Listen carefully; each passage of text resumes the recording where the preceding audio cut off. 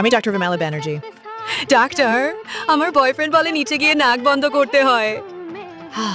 আবার অনেকে ভাবে ভ্যাজাইনা মানে গোলাপের ঘ্রাণ। ভাই রে, বাস্তবটা একটু আলাদা। প্রথমেই বলি, যোনির একটা নিজস্ব গন্ধ থাকে, যেটা একদমই নর্মাল। পাপড়ি না, এটা শরীরের অংশ। কিন্তু যদি গন্ধ হয় টক দই বা পচা মাছের মতো, তাহলে সেটা ইনফেকশন বা পিএইচ ইমব্যালেন্সের সিগন্যাল হতে পারে। কি করব? রোজ পরিষ্কার করে ধো, শুধু জল দিয়ে। সাবান ঢুকিও না, এটা যোনি, বাসনের সিঙ্ক না। সুতির প্যান্টি পরো, গরমে ঘেমে গেলে চেঞ্জ করো, আর সবসময় শুকনো রাখো, ভ্যাজাইনা না যে পুকুর।